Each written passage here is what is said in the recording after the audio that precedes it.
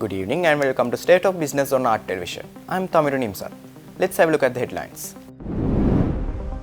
Sri Lanka's economic crisis provides an opportunity for a green transformation, President says. China unveils a set of policies aligned with the Belt and Road Initiative. News in detail. President Ranil Wickremesinghe said that the economic crisis in Sri Lanka has provided the country with an opportunity to make a transition into a green economy. The president said that laws are being swiftly introduced by the government to ensure that all economic activity in the country are economic friendly. The president said this in his address at the third Belt and Road Initiative Forum held in Beijing, China yesterday.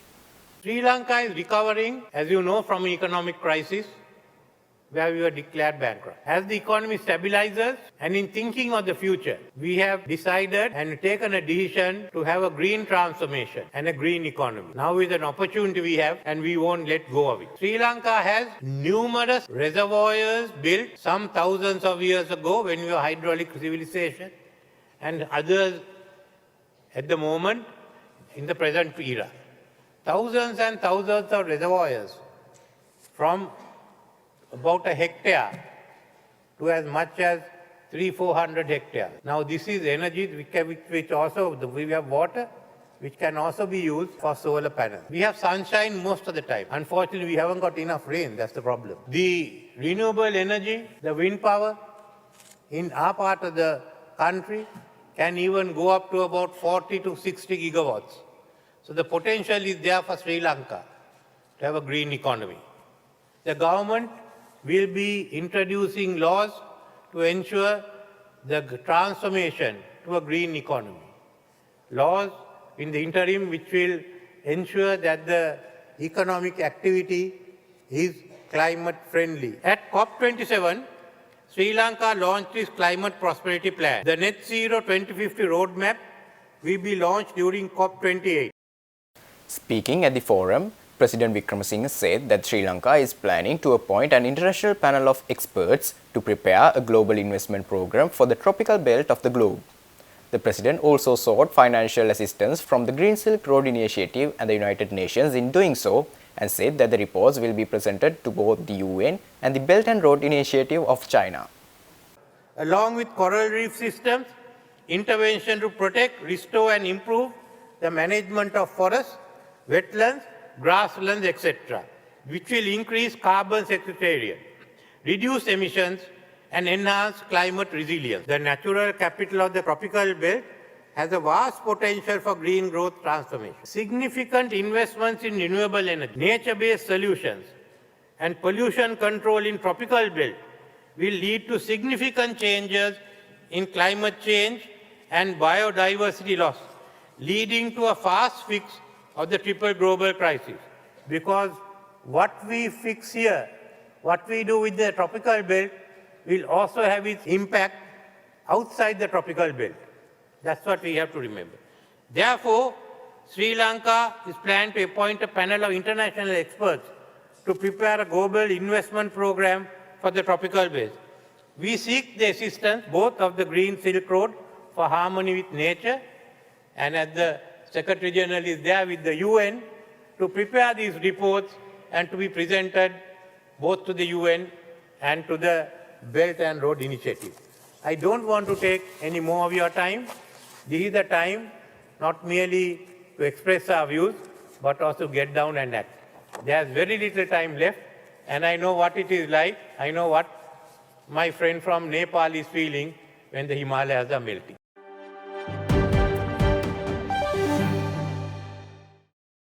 Chinese President Xi Jinping unveiled a set of comprehensive policies aligned with the Belt and Road Initiative, reflecting its commitment to fostering global partnerships at the third Belt and Road Initiative Forum.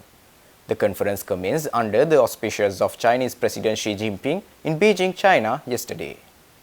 The third Belt and Road Initiative Forum witnessed the participation of heads of state from approximately 20 nations and representatives from over 130 countries. President Xi Jinping emphasized that the Belt and Road Initiative, founded on principles of peace, mutual support and friendship, serves as a contemporary rendition of the ancient Silk Road. President Xi Jinping further stressed that cooperation rather than competition or suppression, is the bedrock of the Belt and Road concept. President Xi Jinping introduced a series of 8 key policies that will shape the future of the Belt and Road Initiative. These policies include creating an international multilateral network, supporting a global open economy, practical cooperation strategies, and promoting green development. It also included fostering opportunities for science and technology innovation, enhancing interpersonal relations, and encouraging ties among member countries. UN Secretary General Antonio Guterres, in his speech, noted the invaluable role of the initiative in meeting the infrastructure needs for future development. The UN Secretary General further highlighted its potential in addressing debt relief challenges faced by developing countries.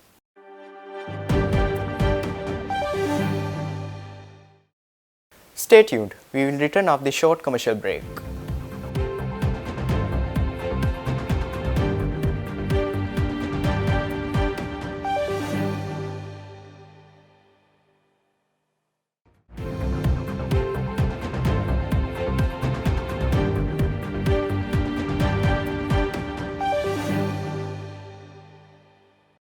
Welcome back after the break.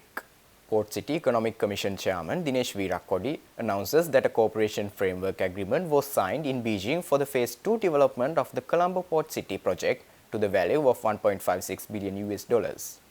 The Colombo Port City project is expected to attract over 9.7 billion US dollars in foreign direct investments for Sri Lanka in the years ahead, creating over 400,000 jobs for local residents. The cooperation framework agreement was sealed between the Port City Economic Commission, China Harbour Engineering Company, Rounds Investments, and Hunan Construction Investment Group on Tuesday. The agreement was signed by Port City Economic Commission Chairman Dinesh Veerakkodi, China Harbour Chairman Tang Kiao-leong, Rounds Investments Director Kamanatha Amarasekara, and Hunan Construction Investment Group Chairman Kai Diangwei. Meanwhile, China Harbour Engineering Company Limited, known as CHEC, said it will introduce more green solutions for the building of Colombo Port City in Colombo in the coming years. Officials from the Sri Lankan government said that the project is the largest public-private partnership in a South Asian country to date.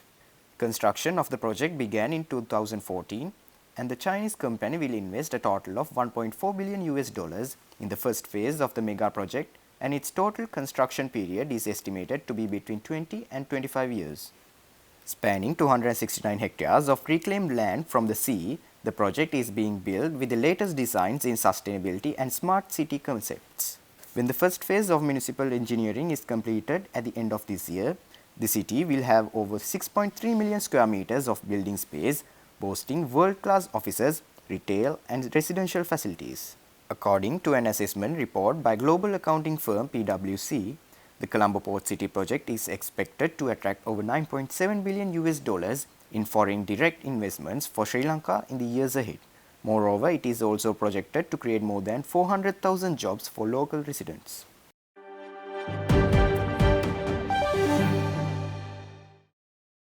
State Minister for Fisheries Piyal Nishantha announced the development of a specialized investment zone in the Northern Province, which will be tailored to the fishing industry.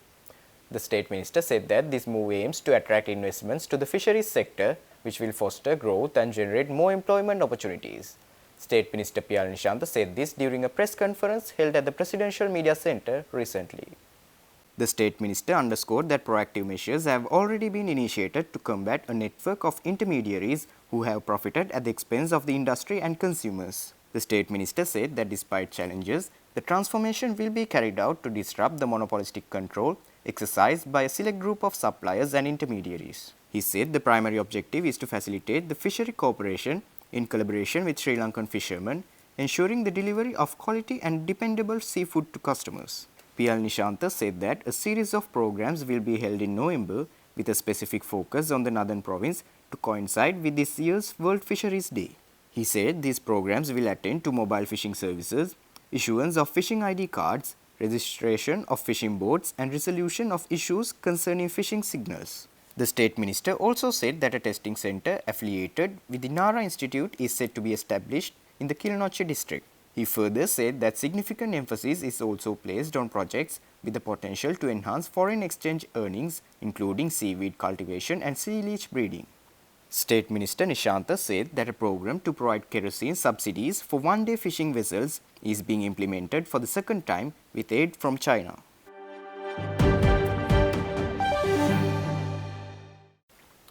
GS Lubricants Limited announced that it has received the prestigious title sponsorship of the Combo Motor Show, which is currently being held at the BMICH in Colombo. The company said it is a significant milestone for them and expressed deep pleasure in being able to be a part of the event. GS Lubricants is the sole distributor of Totachi lubricants in Sri Lanka. The company said that Totachi lubricants, spare parts and batteries are synonymous with quality and reliability. The company aims to emphasize the availability of high-quality Japanese lubricants at affordable and reasonable prices in Sri Lanka.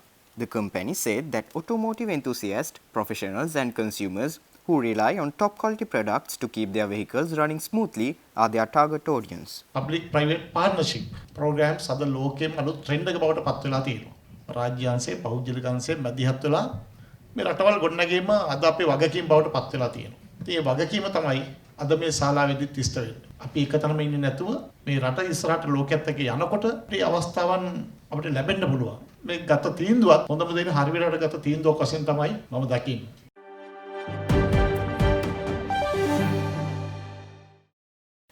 Stay tuned for stock update.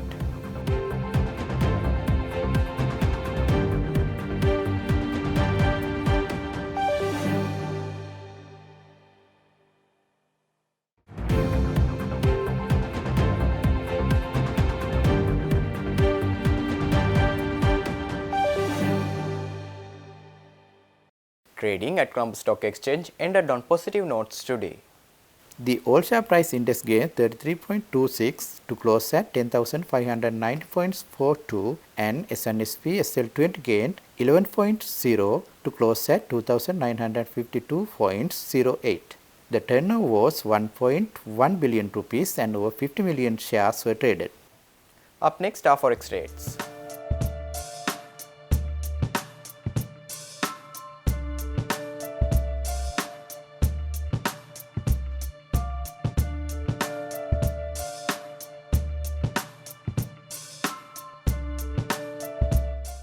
That's all our news for today. For this and more, subscribe to our channel on YouTube and follow us on Facebook.